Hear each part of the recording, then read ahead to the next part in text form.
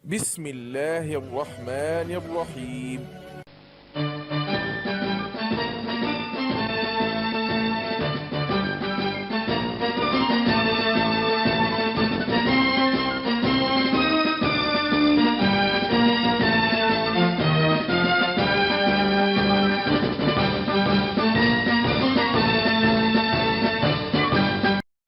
Assalamualaikum warahmatullahi wabarakatuh.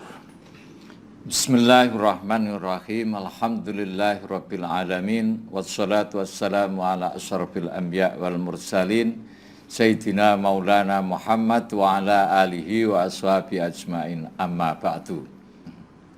Tokoh yang akan kita bahas kali ini adalah seorang ulama yang bernama Ibnul Wardi. Beliau lahir di Ma'arratun Nu'man, sebuah wilayah di kota Aleppo, Suriah, pada tahun 691 Hijriah. Beliau adalah merupakan deretan ulama-ulama yang meninggal karena ta'un. Ta'un itu ya semacam wabah. Beliau adalah seorang ahli sejarah, ahli fikih, serta penulis dan sastrawan Arab era dinasti Mamluk yang pernah menyaksikan dan kemudian mengabadikan dahsyatnya wabah ta'un dalam kitabnya Risalatun Naba Anil Waba. Salah satu karya beliau yang fenomenal adalah Tarikh Ibnul Wardi, sebuah buku sejarah dengan pendekatan metodologi penelitian yang up to date saat itu. Nama lengkapnya adalah Umar bin Muzaffar bin Umar bin Muhammad bin Abil Fawaris, yang terkenal kemudian hari dengan nama Ibnul Wardi. Sejak kecil Ibnul Wardi sudah menampakkan kecintaannya pada ilmu pengetahuan. Ia memperdalam ilmu agama pada Syekh Fakhruddin Abu Amr atau yang terkenal dengan Ibnul Khatib Jibrin, kemudian pada Syekh Sadruddin Abu Abdillah yang terkenal dengan Ibnul Wakil, dan juga belajar kepada Syekh Abbas bin Isa bin Ali al-Ulaimi, dan masih juga belajar dengan ulama-ulama syekh-syekh lain yang hidup pada saat itu. Tak cukup itu, Ibnul Wardi pun belajar berbagai ilmu pengetahuan hingga ia mumpuni dalam dunia sastra. Karir Ibnul Wardi tergolong cemerlang. Ia pernah menjadi wakil hakim di kota Aleppo, kemudian bekerja sebagai hakim di kota Manbij. Selepas bekerja dalam dunia hakim, Ibnul Wardi memilih menikmati hidupnya di kota Halab atau kota Aleppo itu. Di sana ia menghabiskan waktu untuk menulis dan menulis. Di antara karyanya adalah kitab Bahjatul Wardiyah, sebuah kitab nazom ilmu fikih yang terdiri dari 5.000 bait lebih. Kemudian kitab Bukhurus Syi'ri, kemudian kitab Syahabus Syakib fit Tasawuf. Ada juga kitab Kharidatul Ajaib wa Faridatul Gharaib, dan menjelang wafatnya beliau menulis Risalatun Naba Anil Waba, dan masih banyak lagi kitab lainnya. Di Aleppo inilah beliau menorehkan tinta emasnya menjadi bagian dari generasi emas Islam pasca masa kejayaan Islam. Selain dikenal sebagai sejarawan ulung, Ibnul Wardi juga dikenal sebagai ahli ilmu geografi dan kartografi.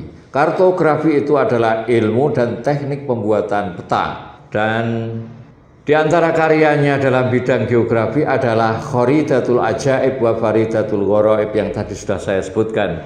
Kitab ini memuat kondisi geografi dunia Arab pada saat itu, termasuk populasi penduduknya, aneka flora dan faunanya, iklim, dan sistem pemerintahannya, dan lain sebagainya. Selain itu, buku ini juga dilengkapi dengan peta berwarna yang pada saat itu jarang sekali ada buku yang berwarna.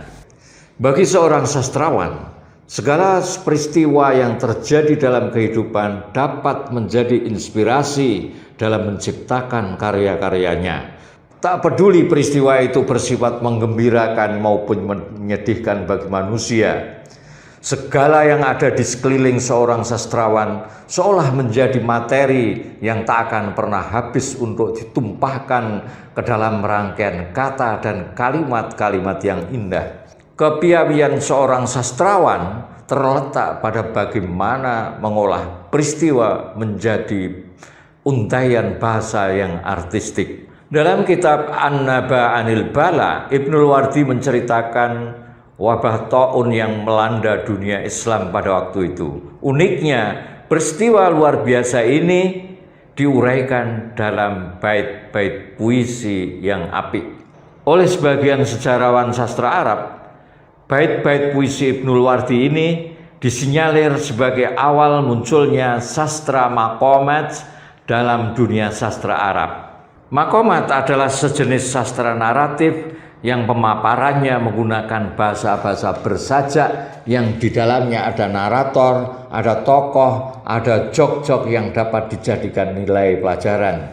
Ro'id Abdurrahim, dosen di Universitas Nablus Palestina, mengatakan bahwa Risalatun Naba Anil Waba karya Ibnul Wardi ini mempunyai dua kelebihan. Yang pertama, secara sosial historis, karya ini telah memberikan informasi tentang sejarah wabah yang pernah melanda dunia Islam pada era dinasti Mamluk.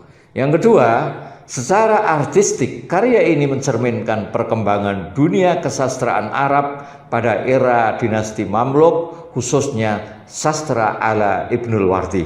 Ibnul Wardi melalui risalahnya mencatat bahwa wabah taun yang melanda pada zamannya merupakan wabah ke-6 yang pernah terjadi dalam dunia Islam. Dia juga mencatat bahwa wabah ini mengepung dunia selama kurang lebih 15 tahun lamanya, dimulai dari kawasan Asia Tengah, Tiongkok, Cina, lalu menyebar sampai ke Asia Barat, Mesir, dan Eropa. Setiap hari wabah ini telah merenggut ribuan nyawa. Di kota Aleppo saja setidaknya minimal 500 nyawa melayang setiap harinya.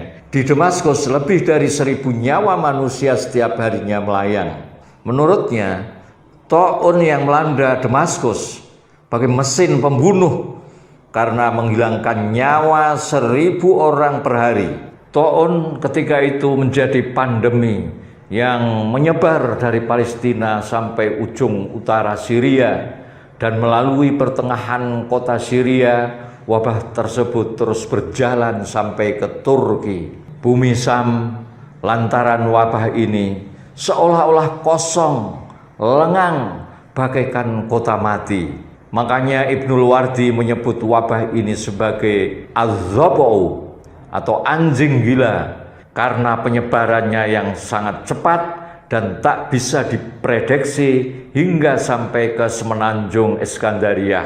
Dikabarkan lebih dari 1/3 penduduk Eropa tewas, ditambah sekitar 40% penduduk Mesir juga mati. Negara-negara Asia Barat tak terkecuali Syria, wilayah di mana Ibnul Wardi mukim, termasuk wilayah yang dilanda wabah ini. Wabah taun ini penyebarannya sangat cepat. Ia menjangkiti seseorang dalam keadaan apa saja, baik ketika ada di jalan, di masjid, di pasar, bahkan orang sudah di dalam rumahnya dan mengunci semua pintu rumahnya dengan rapat-rapat. Taun tetap datang menggedor-gedor pintu setiap rumah dan tak pandang bulu, entah pejabat, rakyat biasa, bahkan ulama sekalipun bisa saja terjangkit wabah ini. Seorang ulama agung, Murtadha Az-Zabidi, yang dikenal Syarihul Ihya, pensyarah kitab Ihya, malah terjangkit wabah setelah melaksanakan sholat Jumat dan meninggal 2 hari kemudian. Keadaannya benar-benar mengerikan. Mayat-mayat manusia tergeletak bergelimpangan di mana-mana. Taun ini menyebar dengan ganas dan cepat dari rumah ke rumah. Jika seorang mengeluarkan darah dari mulut, maka nyawanya sudah pasti tak lama lagi melayang. Sedang orang-orang yang berinteraksi dengan orang yang terkena taun tinggal menunggu jatah kematiannya setelah berlalu 2 atau 3 hari, tulis Ibnul Wardi. Siapapun yang melihat mayat akan ketakutan terjangkiti wabah. lalu pasti kalian akan menjauh dari mereka.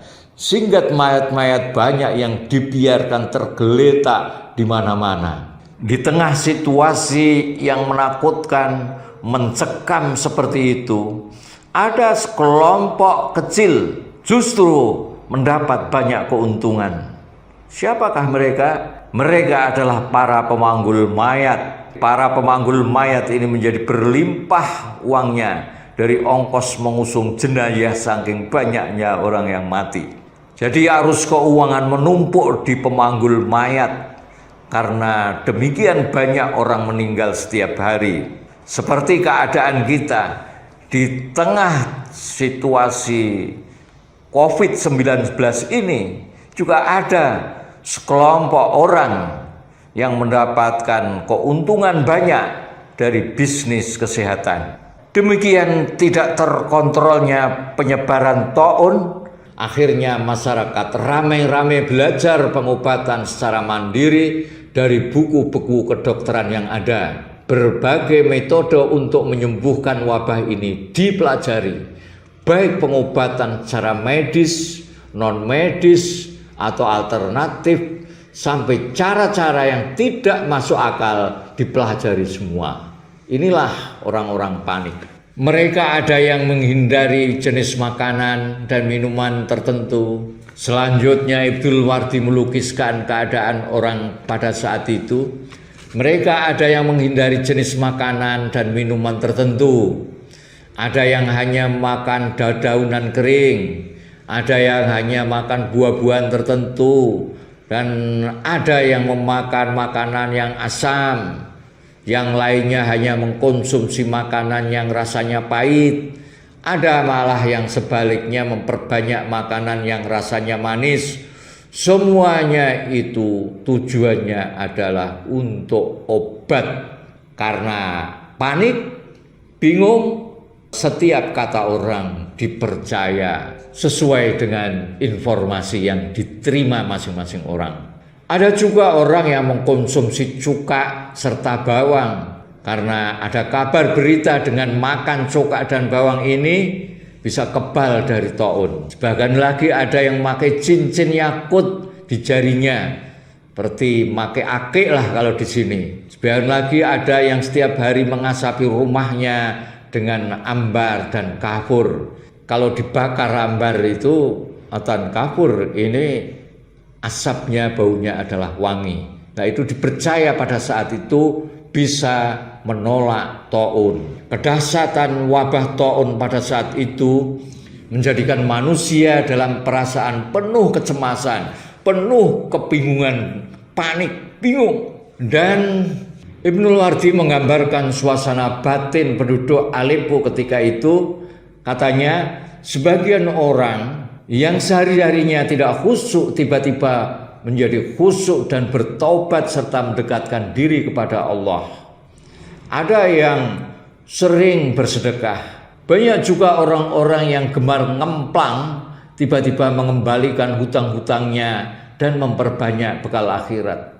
Karena tipisnya harapan hidup, buat apa harta dunia kalau hidupnya hanya tinggal beberapa hari. Itulah yang merubah perilaku penduduk Aleppo ketika itu. Sebagian orang meratapi kemaksiatan yang pernah dilakukan, menyesali ibadah-ibadah wajib yang ditinggalkan, dan mengqadha amalan-amalan yang wajib diqadha dan lain sebagainya. Di mana-mana orang putus harapan. Semua itu menjadi cermin perasaan penduduk Aleppo ketika wabah merajalela dengan dahsyat di sana. Selama 15 tahun, Damaskus diserang wabah. Sampai orang-orang bersimpuh pasrah tak tahu apa yang harus diperbuat. Lebih lanjut Ibnul Wardi menggambarkan sebagian mereka telah menulis surat wasiat seolah-olah kematian sudah di depan matanya. Ada pula yang mendadak berdamai dengan musuh lama padahal dia itu musuh bebuyutannya. Sebagian lagi ada yang memperbanyak sedekah padahal sebelumnya pelit. Ada yang memerdekakan budak-budaknya karena Allah. Bahkan para pedagang yang biasanya suka mengurangi timbangan dan takaran, pada saat itu menambah kadar timbangan dan takarannya. Lantaran badai taun ini orang-orang tiba-tiba menjadi dermawan, menjadi tekun beribadah. Keadaan seperti ini dilukiskan oleh Ibnul Wardi di dalam syairnya, fahadha yusi bi auladihi wa hadha yuwaddi'u jiranahu wa hadha yuhayyi'u asghalahu wa hadha yujahhizu akfanahu wa hadha yusalihu a'da'ahu wa hadha yulatifu ikhwanahu wa hadha yuwassi'u infaqahu wa hadha yukhalilu man khanahu wa hadha yuhabbisu amwalahu wa hadha yuharriru ghilmanahu wa hadha yughayyiru akhlaqahu wa hadha yu'ayyiru mizanahu. Dalam situasi yang mencekam seperti ini,